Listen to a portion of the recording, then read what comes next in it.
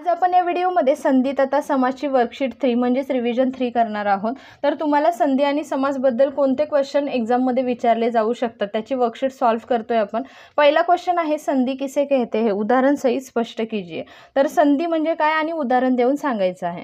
So परस्पर दो वर्णों के mail से जो विकार या परिवर्तन होता है उसे संधि कहते हैं। म्हणजे जे दोन वर्ण असतात, हे जे दोन वर्ण आहेत त्यांचा मिळून एक नवीन शब्द तयार होतो किंवा नवीन वर्ण तयार होतो, त्याला संधी असं म्हणतात। सो एक्झाम्पल काय आहे, हिम प्लस आलयचं होणार आहे हिमालय। मग कसं, तर ह्या मला कोणाची मात्रा लागलेली आहे, अ ची मात्रा लागलेली आहे आणि हा स्वरच आहे। म्हणजे नेहमी हे जे वर्ण असतात त्यांना कोणाची मात्रा लागते, तर स्वराची मात्रा लागते। सो स्वर किती आहेत, तर 11 आहेत, जे अ आ इ ई उ ऊ रू ए ऐ ओ और औ हे आहेत स्वर। म्हणजे ह्यांच्याच मात्रा फक्त लागतात आणि ह्यांच्या मात्रा लागल्यानंतर त्यांचं संधी किंवा संधी विच्छेद मध्ये रूपांतर होतं। सो ह्याचं होणार आहे हिमालय। सेकंड आहे रजनी प्लस ईश। सो हे काय होणार आहे, रजनीश। मग आता हिथं का, तर नेहमी लक्षात ठेवायचं जो मोठा आहे त्याचीच व्हॅल्यू लागणार आहे। सो रजनीचं ही जी आहे ही पण ई ची मात्रा आहे आणि ही ई पण आहे, ही पण ईच आहे।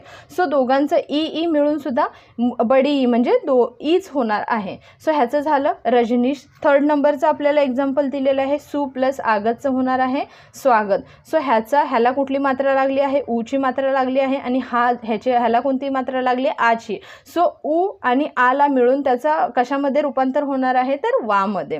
सो ह्याचं काय होणार आहे, स्वागत। म्हणजे हा हाफ होणार आहे आणि ह्याला व ची मात्रा लागणार आहे। सो ह्याचं होणार आहे स्वागत। ह्याच्यामध्ये तुम्ही उदाहरण म्हणजे एक उदाहरण देऊन सुद्धा स्पष्ट करू शकता, पण मी 3 उदाहरण दिलेली आहेत। जर तुम्हाला एक्झामला आलं तर तुम्ही ह्याची जी व्याख्या आहे ती लिहायची आहे आणि त्याच्यानंतर तुम्ही एक उदाहरण देऊन ते स्पष्ट करू शकता। त्याच्यानंतर सेकंड नंबरचा क्वेश्चन आहे संधि विच्छेद किसे कहते हैं, सोदाहरण लिखिए। म्हणजे संधि विच्छेद म्हणजे काय, संधि के नियमों के अनुसार मिले हुए दोनों वर्णों को अलग करने की प्रक्रिया को संधि विच्छेद कहते हैं।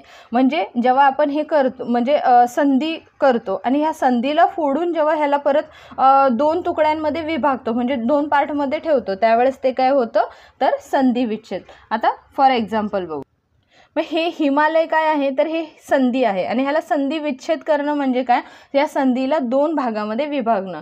सो हिमालयचं येणार हिम प्लस आलय, हे झालं याचं संधी विच्छेद। दुसरं आहे रजनीश, रजनीशचं झालं रजनी प्लस ईश, हे झालं त्याचं संधी विच्छेद। म्हणजे ह्यांना दोघांना 2 भागामध्ये डिवाइड केलं की त्याला म्हणतात संधी विच्छेद। स्वागतचं होणार आहे सु प्लस आगत। थर्ड नंबरचा क्वेश्चन आहे संधि कितने प्रकार की होती है, म्हणजे संधीचे किती प्रकार असतात आणि प्रत्येकी 2 उदाहरण दीजिए आणि प्रत्येकाचे 2 उदाहरणं सांगायचे आहेत। सो संधि के 3 प्रकार होते हैं। संधि किती प्रकारची असते, तर 3 प्रकारची असते। एक आहे स्वर संधि, दुसरी आहे व्यंजन संधि आणि तिसरी आहे विसर्ग संधि। सो पहिला आहे स्वर संधि। आता स्वर संधीचे 2 आपण उदाहरण घेऊया। तर स्वर संधीचं पहिलं आहे रेखा प्लस अंकितचं काय होणार आहे, रेखांकित। मग आता हा कसा आला, सो ह्याला आची मात्रा लागलेली आहे आणि ह्याला अ ची मात्रा लागलेली आहे। सो कुठली पण अ आणि आची जर मात्रा लागली तर दोघांमध्ये व्हॅल्यू कोणाची जास्त आहे, सो आची जास्त आहे, म्हणून आपल्याला हे आ घ्यायचं आहे। म्हणजे रेखांकितचं काय होणार आहे, अ निघून जाणार आहे आणि इथे आची मात्रा लागणार आहे आणि हा जो डॉट आहे तो त्याच्या डोक्यावर येणार आहे, त्यामुळे काय झालं रेखांकित। रमा प्लस ईश, सो ह्याला कोणाची मात्रा लागली आहे, मला। म्हणजे नेहमी लक्षात ठेवायचं ह्या दोघांचा चेंज होणार आहे, जो काय वर्ण चेंज होणार आहे हा फक्त ह्या दोघांचा चेंज होऊन इथे आपला नवीन वर्ड तयार होणार आहे। सो माला कोणाची मात्रा लागली, आची मात्रा लागलेली, ईला ईचीच मात्रा लागलेली आहे। सो आ आणि ई मिळून काय होणार आहे, तर ए। म्हणजे रमा प्लस ईशचं काय होणार आहे, रमेश। अशा प्रकारे तुम्ही तुमचे म्हणजे संधी विच्छेद किंवा संधी तयार करू शकता। त्याच्यानंतर आहे व्यंजन संधी। सेकंड नंबरचा प्रकार आहे व्यंजन संधी। व्यंजन संधी म्हणजे काय, उत प्लस लेखचा होणार आहे उल्लेख। म्हणजे ह्या त आणि ह्या ल चं मिळून काय झालेलं आहे, उल्लेख। इथे त आला आणि इथे हा ल आला, हे मिळून काय झालेलं आहे, उल्लेख। त्याच्यानंतर उत प्लस चारणचं काय होणार आहे, उच्चारण। म्हणजे हा जो आहे हा इथला हा त निघून जाणार आहे आणि हा जो वर्ड आहे तो डबल होणार आहे। इथे पण सेम झाले, त निघून गेलेला आहे आणि हा जो दुसरा वर्ड आहे हा काय झालेला आहे, डबल। म्हणजे उत प्लस लेखचं होणार आहे उल्लेख आणि उत प्लस चारणचं होणार आहे उच्चारण। हे कशामध्ये येतं, तर व्यंजन संधीमध्ये येतं। थर्ड नंबरची संधी आहे विसर्ग संधी। विसर्ग संधीचं काय ना, नी प्लस रसचं होणार आहे नीरस। म्हणजे हा निघून जाणार आहे आणि जेव्हा ही जी मात्रा पहिली लागलेली आहे ही दुसरी मात्रा लागणार आहे आणि आणि हे जे आहेत हे विसर्ग आहे, हा विसर्ग निघून जाणार आहे. मन प्लस रथचं होणार आहे मनोरथ आणि हे जो विसर्ग आहे तो निघून जाणार आहे.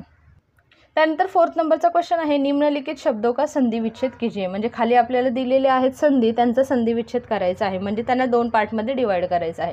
शुभावसरचं होणार आहे शुभ प्लस अवसर, पुरुषार्थचं होणार आहे पुरुष प्लस अर्थ, सत्याग्रहचं होणार आहे सत्य प्लस आग्रह, न्यायालयचं होणार आहे न्याय प्लस आलय, प्रतीक्षाचं होणार आहे प्रति प्लस इच्छा, देवेंद्रचं होणार आहे देव प्लस इंद्र, नारीश्वरचं होणार आहे नारी प्लस ईश्वर, महाशयचं होणार आहे महा प्लस आशय. का? कारण इथे कोणाची मात्रा लागलेली आहे, आची मात्रा लागलेली आहे, त्यामुळे हा इथे आ आलेला आहे. आणि जेव्हा आपण ह्याची संधी तयार करणार आहोत त्यावेळेस हा आ निघून जाणार आहे आणि आपला हा संधी तयार होणार आहे. त्याच्यानंतर भावार्थचं पण सेम तेच आहे, आची मात्रा लागलेली आहे, त्यामुळे हे झालं भाव प्लस अर्थचं होणार आहे भावार्थ. रत्नाकरचं होणार आहे रतन प्लस आकर. त्याच्यानंतर 5th नंबरचा क्वेश्चन आहे निम्नलिखित संधि विच्छेदों की संधि कीजिए. आता आपल्याला इथं संधि विच्छेद दिलेली आहे आणि त्याची संधी विचारली आहे. सो शरण प्लस अर्थीचं होणार आहे शरणार्थी. का? तर इथे अ आणि अ, हा एक अ आहे आणि हा एक अ आहे. सो दोघांचं मिळून अ प्लस अ काय होणार आहे तर आ. सो इथे आची मात्रा लागलेली आहे म्हणून हा शरणार्थी झाला आहे. मत प्लस ऐक्यचं होणार आहे मतैक्य, फणी प्लस ईश्वरचं होणार आहे फणीश्वर आणि अति प्लस आनंदचं होणार आहे अत्यानंद. त्यानंतर अति प्लस आचारचं होणार आहे अत्याचार, अनु प्लसचं सो याचं होणार आहे अन्वय. 7th आहे पितृ प्लस आदेशचं होणार आहे पित्रादेश, पूर प्लस नचं होणार आहे पूर्ण. त्याच्यानंतर 6th नंबरचा क्वेश्चन आहे संधि विच्छेद पूरा कीजिए. म्हणजे आपल्याला इथे हे दिले होते फिल इन द ब्लँक्स जसे असतात तसे आपल्याला संधि विच्छेद करायला सांगितले होते. इथं दिलं होतं गंगा प्लस डॅश डॅश त्याचं होणार आहे गंगोदक.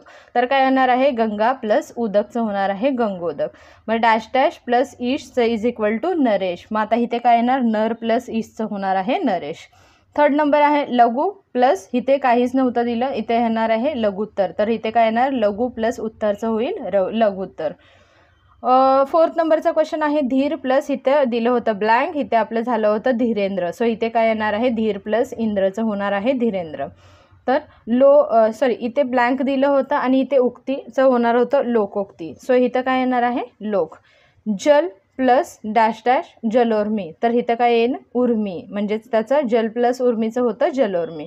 नव प्लस डॅश डॅशचं होणार आहे नवोदय. सो इथे काय येणार आहे उदय, नव प्लस उदय नवोदय. इथे काहीच नव्हतं दिलं आणि इथे आगत दिलं होतं. सो इज इक्वल टू स्वागत होणार आहे. म्हणजेच काय तर इथे काय येणार आहे फिल इन द ब्लँक्स सु प्लस आगतचं होणार आहे सु, याचं होणार आहे स्वागत. हे तुम्हाला डिटेलमध्ये बघायचं असेल ना तर मी एक संधीचा पूर्ण चॅप्टर केलेला आहे ज्याच्यामध्ये हे डिटेल सांगितलेलं आहे की कशा पद्धतीने तुम्ही संधी विच्छेद करू शकतात किंवा संधीचे काय नियम्स आहेत. सो तुम्हाला त्या व्हिडिओमध्ये पूर्ण समजतील, तर तुम्ही प्लीज हा व्हिडिओ नक्की बघा. त्यानंतर अशा प्रकारचे क्वेश्चन्स तुम्हाला पेपरमध्ये बघायला मिळतात. म्हणजे हे गतिविधी दिलेलं असतं, संधी दिलेली असते, संधी करायला सांगितलेली असते, हे असं दिलेलं असतं आणि तुम्हाला सांगितलेलं असतं त्याचे आन्सर्स द्या. सो गै आणि अकचं मिळून होणार आहे गायक, पौ आणि अकचं मिळून होणार आहे पावक, नय आणि अकचं मिळून होणार आहे नायक. आता अधिक प्लस अतिचं होणार आहे अत्याधिक, आधार प्लस अतिचं होणार आहे अत्याधार, उत्तम प्लस अधिकचं होणार आहे अत्युत्तम आणि आनंद प्लस अतिचं होणार आहे अत्यानंद.